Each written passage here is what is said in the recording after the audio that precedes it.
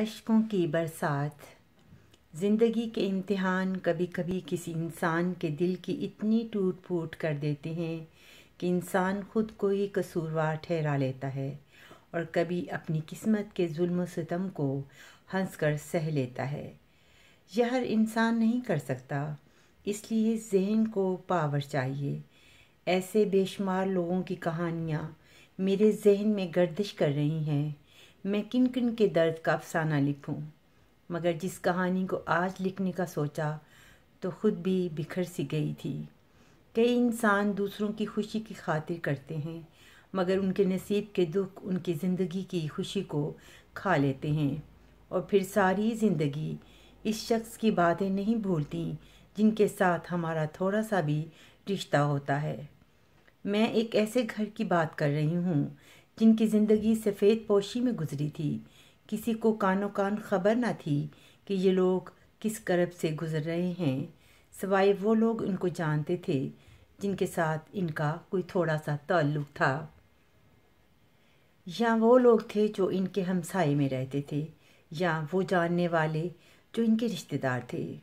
ہر انسان کی خواہش ہوتی ہے کہ اچھا ملے، اور اسی طرح تنویر کے دل کی تمنا تھی کہ ان کے گھر کی غربت ختم ہو جائے، وہ بھی سب بہن بھائی اچھی تعلیم حاصل کر سکیں۔ وہ اپنے والدین کو خوش دیکھنا چاہتا تھا۔ بچے سبھی لائق تھے اور اچھے مارکس میں پاس ہوتے تھے، لیکن اس کے باوجود ان کے ایک بچے کے اندر ایک خواہش نے جنم لیا کہ مجھے باہر کے ملک چلا جانا چاہیے تاکہ ان کے حالات کچھ بہتر ہو سکیں۔ اس کی ضد نے والدین کو مجبور کر دیا۔ آخر ارد گرد کے جتنے رشتہ دار تھے ان سے پیسے لیے اور اسے کسی ایجنٹ کے ساتھ باہر بھیجنے کا سوچ لیا۔ آخر ایجنٹ کے ساتھ سارا معاہدہ طے پایا اور اس کو باہر بھیج دیا۔ ان کو کیا معلوم تھا کہ ایجنٹ کے ساتھ جانے والے معصوم بچے کس کس اذیت سے گزرتے ہیں۔ ایک ماہ کی ذلیل و خواری سے وہ کیسے بیلجیم پہنچا تھا، یہ اس کا رب جانتا تھا۔ بھوک پیاس کے ساتھ پیدل سفر، سنسان راہوں پر، اور پولیس کے خوف نے اس کے دل کو بہت توڑ دیا تھا۔ ادھر والدین اس کی کال کا انتظار کرتے۔ آخر 3 ماہ کے بعد کال آئی۔ سب کی حالت ایسی تھی کہ جیسے کسی مردہ تن میں جان آ گئی ہو۔ اس نے اپنی تفصیل سب کو بتائی کہ 1 ماہ جیل میں تھا، بارڈر کراس کرتے ہوئے ہم سب پکڑے گئے، کچھ بیچارے بیمار ہوئے اور ایک کی ڈیتھ ہو گئی، اور یوں میں کال نہیں کر سکا۔ سب گھر والے اس کے پر داستان سن کر رونے لگے۔ تب ان کو احساس ہوا کہ معصوم بچے باہر جانے کے شوق میں سب کے دل کو بھی مار دیتے ہیں، اور والدین پل پل مرتے تھے اور جیتے تھے۔ 2 سال میں اس نے کیسے مزدوری کی، اور ان کو کبھی کبھار اتنی رقم ضرور بھیجتا تھا جس سے ان کا قرضہ اتر گیا تھا۔ 2 بچوں کی شادیاں بھی ہو گئی تھیں۔ والدین کچھ ہلکے پھلکے ہو گئے تھے، مگر ان کو کیا معلوم تھا کہ ایک دن ان کا چمن اچانک اجڑ جائے گا۔ 6 ماہ سے اس کے ساتھ کوئی رابطہ نہیں تھا۔ اسے کال کرتے مگر کال آف ہوتی۔ کئی لوگوں کو اس کا پتہ کروانے کی کوشش کی مگر کچھ رسائی نہ ہو سکی۔